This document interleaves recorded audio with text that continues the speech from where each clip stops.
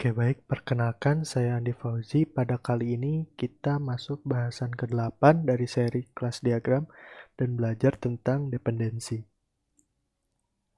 Saat ini dari roadmap kita udah masuk ke sesi terakhir dari kelas relationship. Satu video berikutnya adalah studi kasus membuat kelas diagram. Jadi buat teman-teman yang baru atau belum tonton video track sebelumnya, boleh dicek. Ini ada referensi yang digunakan, mungkin bisa membantu teman-teman memahami lebih detail. Langsung ke definisi dari dependensi. Dependensi sendiri itu artinya relasi yang menggambarkan penggunaan suatu kelas pada kelas lainnya. Lalu apa sih bedanya dibandingkan relasi yang lain? Bukannya sama-sama menggunakan suatu kelas, seperti contoh pada video sebelumnya ada agregasi dan komposisi. Perbedaannya itu terletak pada penggunaannya. Jadi khusus untuk dependensi itu dia tidak menyimpan kelas yang disimpan itu bukan berupa atribut. Jika agregasi dan komposisi itu nilai yang disimpan berupa atribut di dalam kelasnya. Oke. Nah ini relasi dependensi itu digambarkan dengan relasi use. Use atau menggunakan. Sebagai contoh ini ada kelas siswa dan rapor, di mana kelas siswa menggunakan kelas rapor.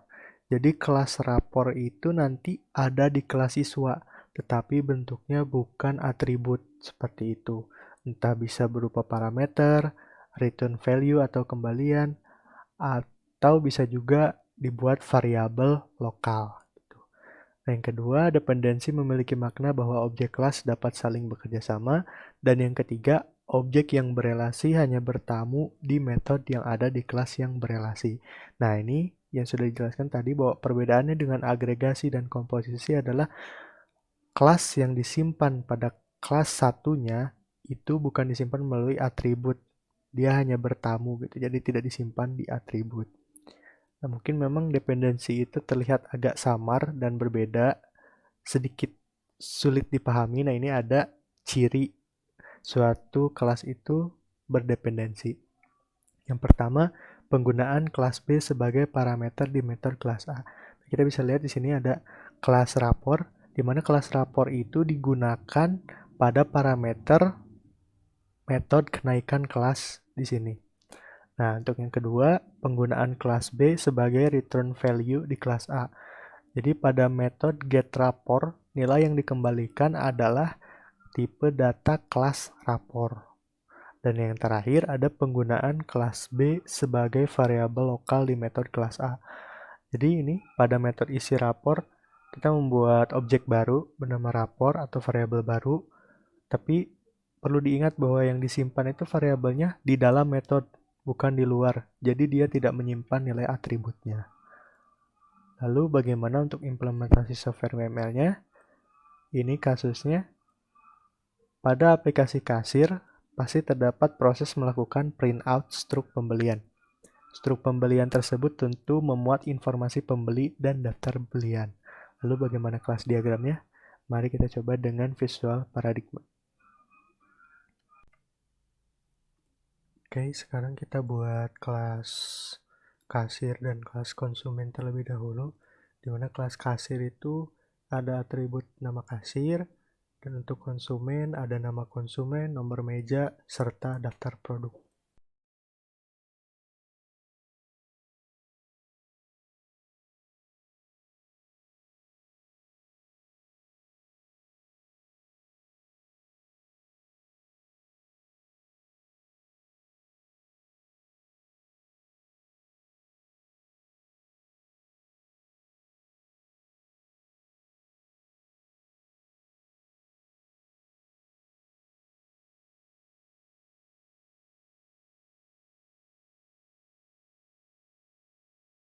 Nah, baik.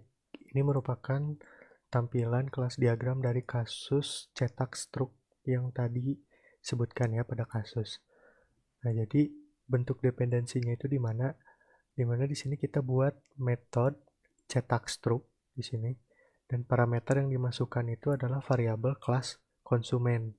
Seperti itu, makanya kenapa di sini digunakanlah dependensi, di mana kelas konsumen itu tidak disimpan dalam atribut kasir. Dia hanya bertamu pada metode cetak struk, yang nanti itu di metode cetak struk itu bakal diolah bagaimana fungsinya seperti itu. Karena kelas konsumen ini hanya dibutuhkan datanya saja, sehingga kasir tidak terlalu membutuhkan untuk menyimpan konsumen tersebut pada atribut.